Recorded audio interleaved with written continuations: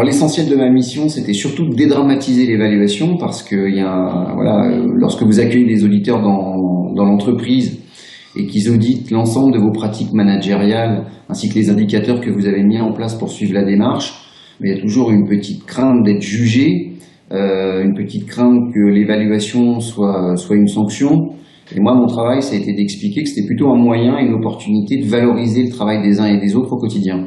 Si je devais résumer ma fonction en 2 mots, je dirais dans un premier temps cohérence.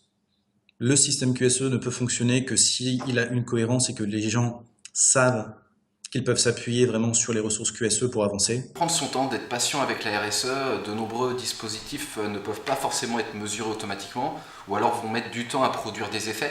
Donc il faut réussir à faire adhérer toute l'entreprise à cette nouvelle politique. Ça, c'est pas forcément difficile étant donné qu'on va vers des actions citoyennes.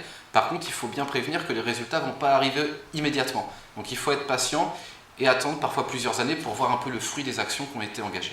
Je pense qu'il faut définitivement commencer par la direction. C'est vraiment la clé du succès.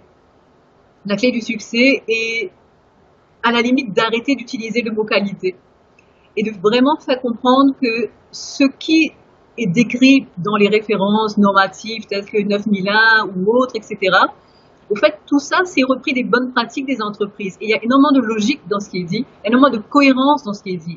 Et de vraiment ramener les pratiques des entreprises en premier lieu avant de venir les comparer avec ce qui est décrit dans les normes. Le responsable QSE doit être entier, c'est-à-dire qu'il doit assumer ses choix, assumer ses positions, mais pourtant être quand même capable de pouvoir discuter, de pouvoir justifier et pourquoi pas de pouvoir considérer qu'il a peut-être fait une erreur à un moment, d'être ouvert au maximum sur l'ensemble de sa fonction.